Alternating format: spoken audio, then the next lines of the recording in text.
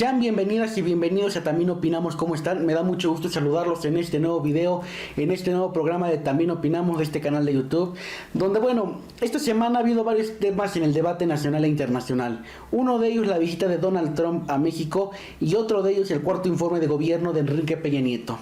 Nos concentraremos por el momento en el segundo, aunque también hablaremos del primero, para hablar acerca de este informe que hace el presidente Enrique Peña Nieto en su cuarto año de gestión, aunque hay que decir que faltan 3 meses para que se cumplan los 4 años de gestión oficialmente. Pero bueno, ayer jueves 1 de septiembre presentó su informe de gobierno ante el Congreso de la Unión. Posteriormente brindó un mensaje, un diálogo con jóvenes de diversas partes del país para hablar y dialogar sobre lo que ha ocurrido en su gobierno, en su sexenio en este tiempo. Tocaron temas muy amplios que fue muy criticado también por los jóvenes que estuvieron ahí, por las preguntas inclusive, por quien fue moderador.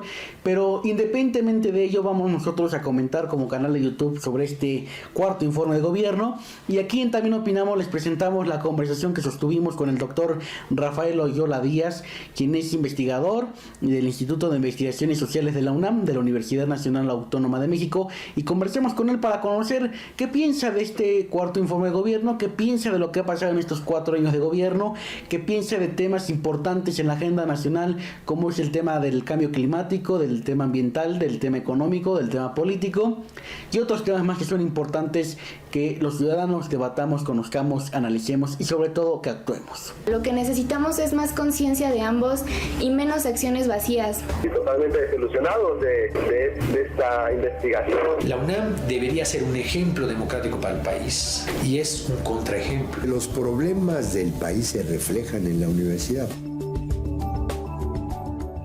Pues estamos aquí en También Opinamos y saludamos con mucho gusto que está en la línea telefónica al doctor Rafael Oyola Díaz, quien es investigador del Instituto de Investigaciones Sociales de la Universidad Nacional Autónoma de México, y está en la línea telefónica, como les habíamos platicado, para conversar sobre el cuarto informe de gobierno del presidente Enrique Peña Nieto. Doctor, ¿cómo está? Buenas tardes. Buenas tardes. ¿Cómo estamos? ¿Bien? Pues muy bien, doctor, con un gusto de saludarlo. El gusto es mío. A ver, ¿en qué podemos comentar algo que sirva para el auditorio? Pues sí, estoy seguro que así será, doctor Rafael Oyola. Bueno, pues han pasado desde el 1 de diciembre de 2012 al día de hoy, pues 3 años y 9 meses de gobierno de Enrique Peña Nieto. Déjeme preguntarle, antes de entrar de lleno con el informe, pues ¿cómo evaluar la gestión del presidente Enrique Peña Nieto? Yo creo que en la actualidad el ambiente político está demasiado cargado y entonces hay ahorita posiciones de se han hecho cosas, que es mucho la parte oficial, y los críticos que dicen pues no se ha hecho nada. Entonces esto es un verdadero desastre, ¿no? Uh-huh. Entonces habría que empezarse a mover en un contexto para ver las cosas con un poco de más detalle, ¿no? Sí. Y tratar de no tirar al niño con el agua sucia, ¿no? Uh-huh. Yo desde el punto de vista económico, si uno compara con el resto de América Latina, el país no está mostrando tan malos resultados. Uh-huh. Entonces uno empieza a ver por el lado de Europa, no está mostrando tan malos resultados. Hay creación de empleos, hay entrada de inversión directa, pero sin embargo uno empieza a observar las mismas que está dando el gobierno federal. Pareciera que estamos entrando en un proceso de desaceleración. Ahora, junto a esto, el país sigue presentando los mismos problemas que están presentando el resto de los países, incluyendo los países avanzados, ¿no? Sí. Todo este proceso de globalización, todo este proceso de integración internacional, lo que está causando es más pobreza, está causando inequidad, y hay sectores de la población que están al margen del proceso económico o de los beneficios del proceso económico, y hay también un fenómeno de precarización del trabajo, ¿no? Uh-huh. Entonces, y México tampoco es ajeno a este tipo de situaciones. Y yo agregaría un tercer factor que habría que considerar para entender las cifras que nos está dando el gobierno federal, de que estamos entrando en un proceso internacional en donde la dinámica económica no es como estaba hace 2 o 3 años, y particularmente en el caso de México, el semestre que todo el mundo sabemos de la caída de los precios del petróleo, Sí. cambió totalmente la expectativa que tenía el gobierno federal al inicio de su administración. Ayer a mí me llamó la atención, habría que leer al detalle el informe, de lo que hemos leído, la comparecencia del presidente con este grupo de jóvenes, algunas cifras que han manejado por el presidente de la República, pero lo que a mí me preocuparía es que el gobierno federal siga pensando en el petróleo como la apuesta para la recuperación económica del país. Y yo creo que eso tiene dos aristas que habría que cuidar. Una primera arista, que yo no estaría tan confiado de que en los próximos años, en los próximos 2 o 3 años, se fuera a dar una recuperación de precios del petróleo que permita resarcir los agujeros financieros que han quedado en el presupuesto federal. Yo habría que ser más cuidadosos y sí entendí un poco en la presentación que hizo el presidente de que por ahí hay alguna apuesta de esperar a que los precios del petróleo se recuperen. Yo creo que eso no se va a dar mucho. Y luego tiene otra lista. Si uno ve el tema ambiental y el tema de cambio climático a nivel internacional, temas que yo no escuché en el informe presidencial, por ahí se escucha alguna, en la comparecencia que hizo el presidente con este grupo de jóvenes, yo escuché una sola vez, a lo mejor me distraje en algún momento y puedo dar más, pero yo escuché una vez la referencia al tema ambiental, pero no recuerdo haber escuchado una referencia al tema del cambio climático. ¿A dónde voy? Yo creo que la crisis de los precios del petróleo y el cuestionamiento de las fuentes fósiles de energía como detonante del calentamiento atmosférico que nos está llevando a un cambio climático, pues es la oportunidad para empezar a redefinir el modelo de desarrollo, sobre todo a redefinir el modelo de desarrollo energético. Nosotros tenemos varios países europeos, los nórdicos, los alemanes, por ejemplo, y algunos otros más, en donde incluso hasta Nicaragua está apostando mucho a un cambio de modelo energético, y lo que estamos viendo es una apuesta a las nuevas energías, ¿no? Y esta apuesta a las nuevas energías es una apuesta a la transformación de una infraestructura económica que está muy volcada al recurso petrolero, que ahora hay que empezar a volcar hacia nuevos sectores, y esa parte no la vi contemplada, ¿no? Pues yo creo que ahí habría que abrir una reflexión, porque además el país ha avanzado mucho en términos de cambios con este tema de la reforma energética. Si algo yo encuentro interesante, abrir el espacio a las energías renovables. Pues hay grandes proyectos en materia eólica, algunos proyectos en materia solar. Por ahí el país no está en cero, pero no escuché yo que se aprovechara el concepto para hacer un gran cambio, ¿no? Sí. Entonces, sintetizando la respuesta a su pregunta, yo creo que hay muchos claros oscuros y hay una serie de contextos que no estaban considerados al principio de la administración y que ahora creo que van a empezar a entorpecer mucho el comportamiento de la economía mexicana para el término del sexenio. Pues sí, doctor Rafael Loyola, tocó un punto interesante y que de hecho tiene toda la razón, que no se habla mucho en los medios, se enfocan más en otros temas que en este que toca, que es el tema ambiental. Ya nos decía que usted ve en la reforma energética que bueno que se aborda por las energías renovables, por este tipo de alternativas que son necesarias en el mundo. ¿Cree usted, doctor, que no ha tenido la relevancia más allá de esto de la reforma energética? ¿No ha habido la importancia de este gobierno y en parte también de la ciudadanía en darle prioridad al tema ambiental, al tema del cambio climático? Sí, ahí la respuesta que yo le diría es la siguiente. Uno, el tema del cambio climático en la agenda pública es relativamente reciente. O sea, es un tema que, si bien el tema de cambio climático se viene planteando, porque alguien por ahí dio algunas indicaciones en el siglo XIX, pero todo a mediados del siglo XX donde se empieza a advertir este fenómeno, pero es hasta hace unos 20, 25 años que el tema se empezó a poner en la agenda pública, la internacional. Pues es algo que es muy reciente, ¿no? Sí. Entonces, México no está tan avanzado en asumir este tema como lo pueden estar otros países a nivel internacional, pero tampoco es ajeno a tomar conciencia y a tomar cartas en el asunto. Uh-huh. Creo yo que en materia normativa se ha hecho bastante para el tema de cambio climático. Lo que todavía no se ha hecho, yo creo que es la agenda pendiente, que a mí me preocupa que si está bien contemplado en la Administración Pública Federal y en las administraciones estatales.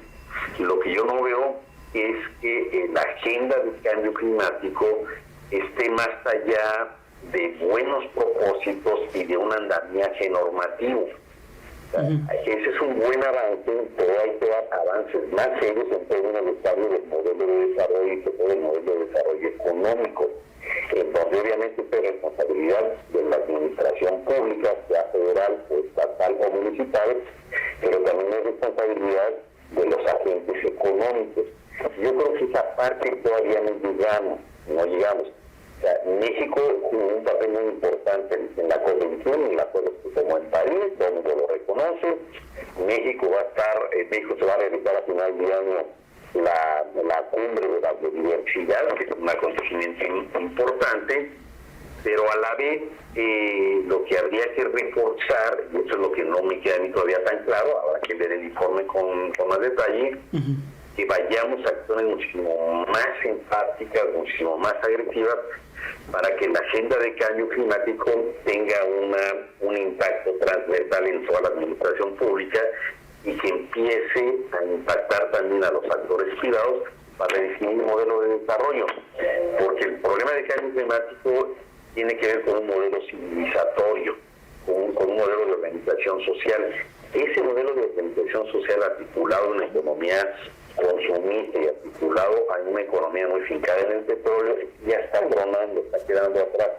Hay que cambiar de modelo. Es ahí donde yo todavía no veo acciones más determinadas para esto, y por eso es que el tema de la crisis petrolera me llama la atención y me planteo la duda de si lo estamos aprovechando bien como país para cambiar el modelo, para despetrolizar las finanzas públicas y para empezar a caminar hacia donde está caminando el mundo, que es hacia las energías más limpias, ¿no? Sí. Energía solar, los biocombustibles, la eólica, etc. Ahí todavía tengo una duda, insisto, habría que leer al detalle el informe para ver cómo vamos en este capítulo. Pues sin duda, doctor, ese punto también es importante, como todos los que están presentes en la agenda nacional. Doctor, sobre el cuarto informe de gobierno, ya mencionaba pues lo que más o menos se habló en este formato, en un formato inédito, de un diálogo que tuvo el presidente con jóvenes. Pues, ¿qué le pareció el formato? ¿Qué impresión le dio? Ahí lo que yo pienso es, en este país urge que los distintos actores políticos y los distintos poderes, en este caso el legislativo y el ejecutivo, que lleguen a un acuerdo para que el presidente de la República haga lo que se tiene que hacer, que pueda ir a presentar y dar un informe sobre el estado de la nación al Congreso de la Unión, ¿no? O sea, y ahí estamos atorados. Pues a partir de que esto se rompió desde la época del presidente Fox, por las razones que ya conocemos, ¿no? Sí. Y que fue parte de una desacralización del poder público, lo cual tampoco está mal en México que se haga, porque había, como el mismo presidente lo señaló ayer, había una omnipresencia y un boato alrededor de la figura presidencial que ya no tenía ninguna razón de ser. Pero en lugar de cambiar el formato, nos fuimos al extremo de que ya no aparentemente no se dialoga, ¿no? El presidente no va, pero los secretarios de Estado sí van. Y eso yo creo que ya hay un atorón. Pues a partir de este atorón, pues vienen los numeritos estos que contemplamos en las administraciones pasadas. Invito a mis amigos para que me aplaudan, que tampoco sirve absolutamente de nada. Y ahora se le trata de dar una cierta frescura con este formato. A lo mejor podemos decir que si estuvo bien, estuvo mal. Podemos comentar de que si estuvieron bien seleccionados los muchachos que fueron. En realidad estuvo muy controlada la selección. Podemos mencionar si es el espacio adecuado para que, en lugar de plantear los problemas que preocupan al país, 2 o 3 de los presidentes empezaron a plantear sus problemas personales formales para que se lo resolviera el presidente. Podemos comentar muchas cosas alrededor de eso.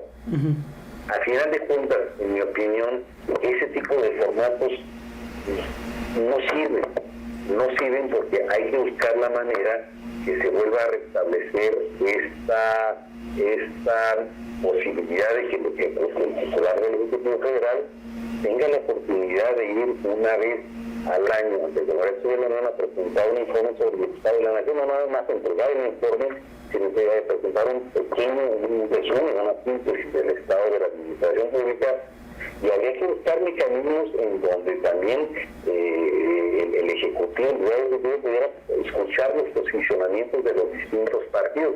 O sea, es ahí donde yo creo que está el gran faltante. Digo, si el presidente ahora decidió no recurrir al viejo modelo de invitar al cuerpo diplomático y a los cercanos que escuchar un informe que debería dar en la Cámara, en el Congreso de la Unión, y decidió que para darle un poco más de efectivo, no está mal, pero en el fondo no nos resuelve el problema. Y el problema de fondo es que hay que encontrar la posibilidad y los mecanismos para que el Ejecutivo pueda rendir ante el Congreso de la Unión el informe sobre el Estado de la Nación. Pues sí, doctor, ahí coincidimos con usted en esa parte. Doctor Rafael Loyola, investigador del Instituto de Investigaciones Sociales de la UNAM. Muchos sucesos han pasado en este sexenio y detenernos en todos va a ser muy complicado y nos va a quitar tiempo, que sé que usted eso es lo que le falta de tiempo, pero déjeme detenerme en algunos temas para conocer su opinión, que son, bueno, han sido, creo yo, los que han estado en boca de la opinión pública y de la ciudadanía. Usted como investigador de la UNAM, pues ¿qué le dice ver una nota periodística donde se acusa presuntamente al presidente de hacer plagio y bueno, pues que hasta este informe de gobierno el presidente dijo no hice plagio, a lo mejor hubo errores metodológicos? ¿Qué le dice ese contexto, doctor? Esas son cuestiones complicadas que luego nos metemos a la comidilla de la política de todos los días y a la comidilla del escándalo de todos los días. Uno, se está resucitando un tema que yo debe tener el titular del Ejecutivo se debe haber titulado, me imagino que hace 20, 25 años, hace un número de años. Estamos exhumando un tema de una técnica de licenciatura en la que con el tiene sido muy usual ver que los estudiantes de licenciatura pues incurren en este tipo de situaciones cuando hacen su tesis. Yo creo que es muy común encontrar ese tipo de situaciones, no es una cosa privativa de una persona.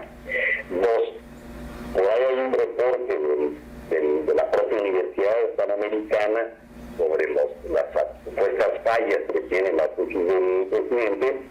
Y tres, aquí corrió la mala suerte de que pues la persona que se tituló hace 25 años sobre presidente de la República y está sometido desde hace un buen número de años o en los últimos meses a un escrutinio muy particular donde lo están diseccionando, y entonces ahora sacan el tema de la tesis, como en otra ocasión van a sacar otros, seguramente van a salir algunos otros temas, porque lo que yo siento es que la atmósfera está demasiado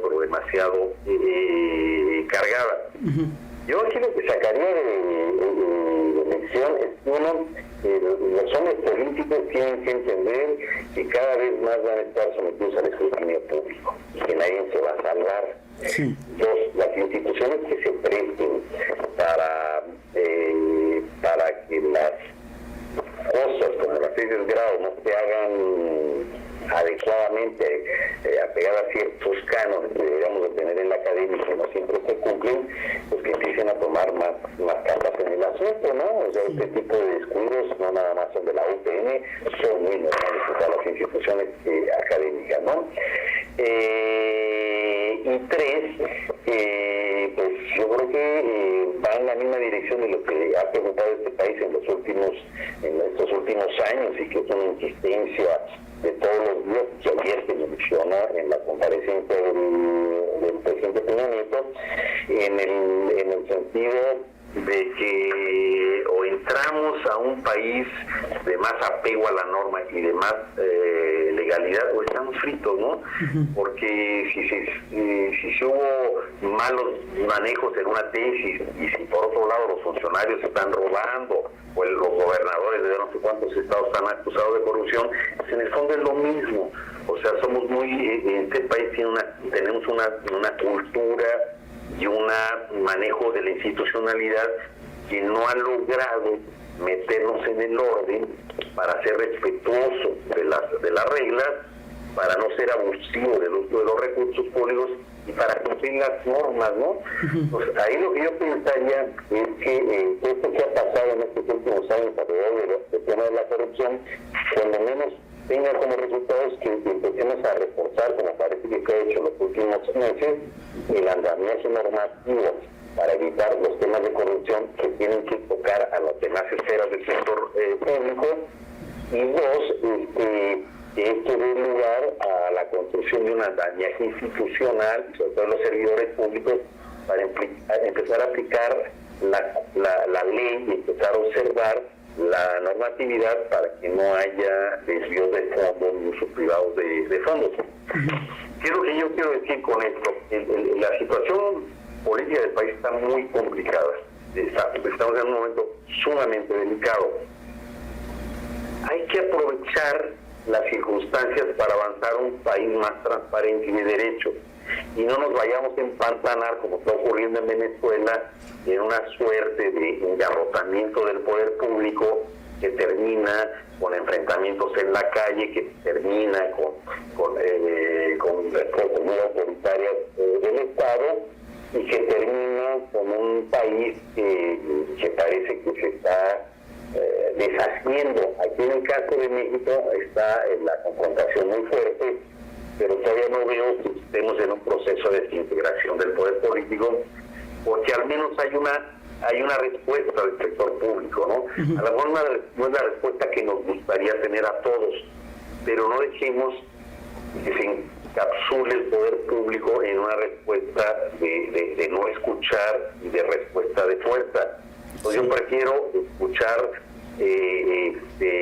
explicaciones, aunque no me satisfagan las explicaciones, junto con acciones que vayan en la dirección de empezar a tener un país pues un poquito más justo, transparente y más apegado a la legalidad. Pues sí, doctor Rafael Loyola, usted con su opinión al día de hoy, desde el 1 de diciembre de 2012 al día de hoy que sigue en el poder Enrique Peña Nieto, ¿cree que todavía cuente con legitimidad ante la sociedad mexicana? Sí, ahorita sí cuenta con mucha legitimidad a nivel internacional. Yo creo que de los pocos que cuentan con mucha legitimidad es Obama. Todos los demás están en una situación muy crítica. O sea, ¿qué quiero decir con esto? Esto que está pasando en México no nada más es privativo de México, están pasando en muchos otros lados. A mí lo que me preocupa no es tanto si cuenta o no con la legitimidad. A mí lo que me preocupa es que estamos entrando en un contexto económico muy delicado. Y el impacto para el país va a ser brutal. O sea, toda esta reestructuración del presupuesto de la administración pública que se está previendo para el año que entra, los efectos van a ser muy brutales. Ahorita todavía tenemos una economía privada que parece que está caminando. Yo me pregunto si vamos a seguir con el mismo esquema de una economía privada que funciona con una economía pública que está empantanada. Creo que podemos llegar a la situación de que a mayor empantanamiento de la economía pública va a tener efectos en la economía privada, y entonces ahí nos vamos a fastidiar todos. Esa es la parte que a mí me preocupa. A mí me hubiera gustado que algunas de las preguntas que le hicieron al presidente bordaran alrededor de cómo está viendo el contexto para los próximos meses y cómo está viendo el presupuesto federal para el 2017. Esa es a mí la parte que me preocupa. Si tiene una autoridad, la administración pública sigue funcionando con un presidente que tiene una cuota de popularidad como ya la vemos y sigue operando. A mí lo que me preocuparía es que se le quite la posibilidad de operar y de enfrentar un contexto económico muy complicado.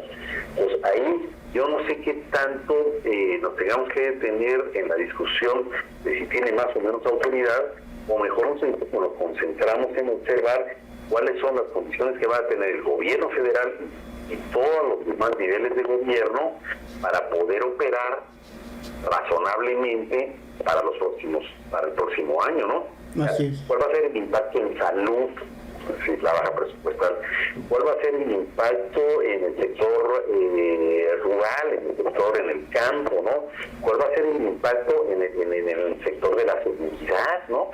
O sea, si se recorta el presupuesto en los niveles que está hablando el gobierno federal, vamos a tener los recursos para que puedan seguir teniendo las instancias de gobierno encargadas de la seguridad, para que puedan seguir operando. Y en la parte que a mí me preocupa, toda esta propuesta que tiene que tener el gobierno federal al inicio de esta administración y alcanzar el 1% del PIB en ciencia y tecnología, ¿qué va a pasar con ella? O sea, estábamos encaminados a lograr un 1% del PIB. Con estos recortes, esto se puede venir al diablo. Ya habíamos repasado ya andaba el punto 57% del PIB en inversión en ciencia y tecnología, y con los recortes que se están anunciando para el gobierno federal, yo me pregunto, ¿vamos a regresar a los mediocres índices del punto 4.45% del PIB en ciencia y tecnología? Y esos son los temas que a mí me preocupan. Yo sé que no son temas mediáticos. Yo creo que no son los temas que encienden a las redes, pero yo creo que son los problemas los que nos deberíamos de ocupar, porque yo personalmente, y a cargo de un centro de investigaciones en Tabasco, que está viendo en qué condiciones vamos a poder operar el año que entra, ver si vamos a disponer de recursos para seguir trabajando en un tema que es básico, que es el tema de cambio global y sustentabilidad. Me preocupa saber qué va a pasar, ¿no? Sí. No me preocupa tanto saber si el presidente tiene autoridad o no tiene autoridad. Me preocupa si va a haber el acuerdo entre el Ejecutivo y el Legislativo para poder enfrentar un contexto difícil. Me preocupa saber si va a tener el Ejecutivo y el Legislativo la habilidad para poder hacer los recortes donde no duela. Me preocupa saber si van a tener la autoridad y las condiciones y la capacidad para reorientar el gasto público y priorizar los sectores de punta, no si el presidente tiene una autoridad, ¿no? Yo creo que para conocer el contexto, desde luego que vamos a llegar al 2018, y lo que yo quisiera saber es si vamos a poder llegar al 2018 con posibilidades de gobernabilidad y con posibilidades de tomar decisiones difíciles y que sean más benéficas para mantener algunos sectores de punta caminando y no quedarnos empantanados porque siempre tiene más o menos popularidad y el futuro del país pues, que esté muy bien, gracias, ¿no? Pues sí, toca un punto interesante, doctor, y quisiera preguntarle esa parte porque me parece fundamental. Usted dice, bueno, a mí no, por lo que entendimos, ¿no? Y si estoy mal, pues me corregirá. Usted dice, a mí no me importa, ¿verdad? No me es relevante si tiene o no popularidad, si tiene legitimidad. A mí lo que me importa es que trabaje, que se puedan sacar temas coyunturales como el tema ambiental, como los temas económicos y como esta situación política del país.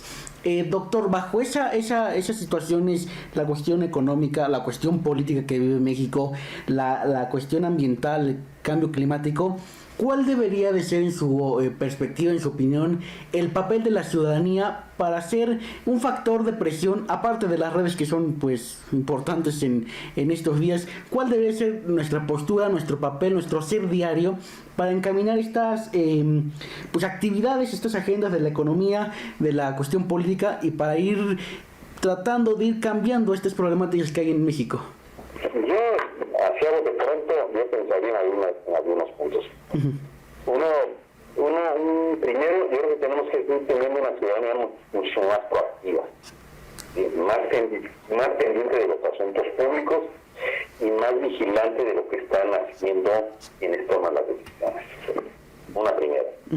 Una segunda, yo creo que urge hacer algo para que los partidos políticos en este país terminen de cambiar y se pongan las pilas del siglo XXI, ¿no? O sea, sí. Ninguno de los 3 partidos políticos más importantes le veo con las características, ni con el enfoque, ni con las capacidades para hacer frente al contexto político y económico que tiene el país, ¿no?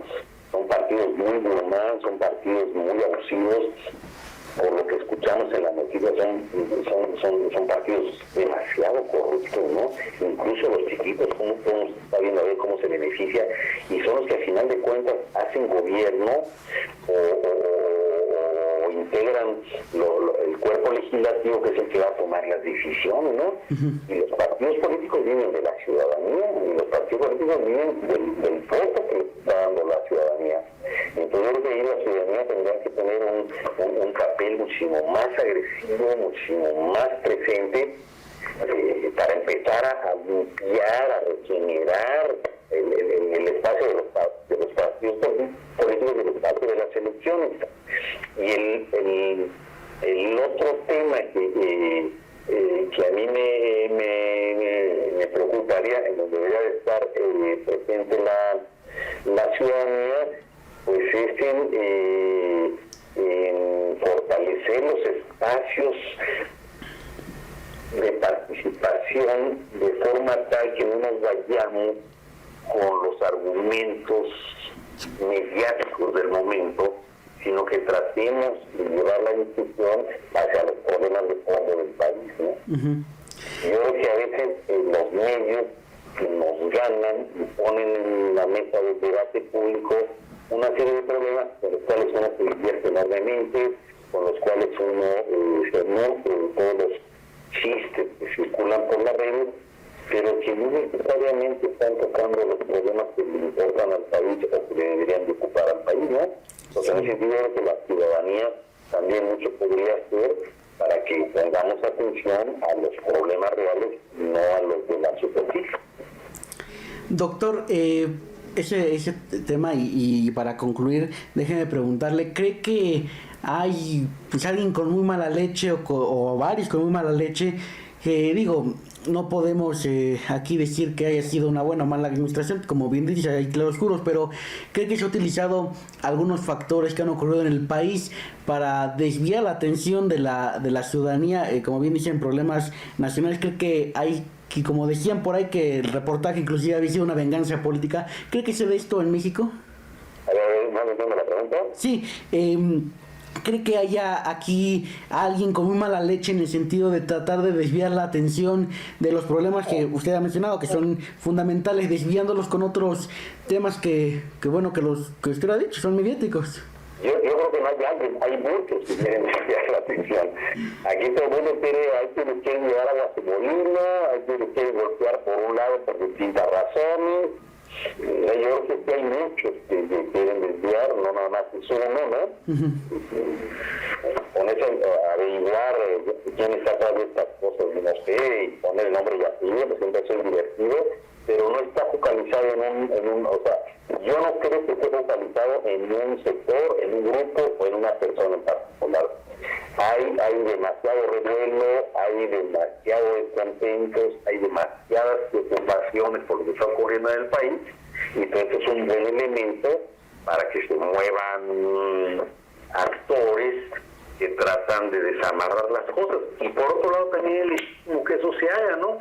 Estamos en un momento de búsqueda de opciones, estamos en un momento de búsqueda de nuevos liderazgos, y pues los liderazgos empiezan a mostrar señalando los defectos de los otros, ¿no? Y sobre todo de los que tienen el poder. ¿Sería como un ejemplo de esto la visita de Trump a México hace unos días?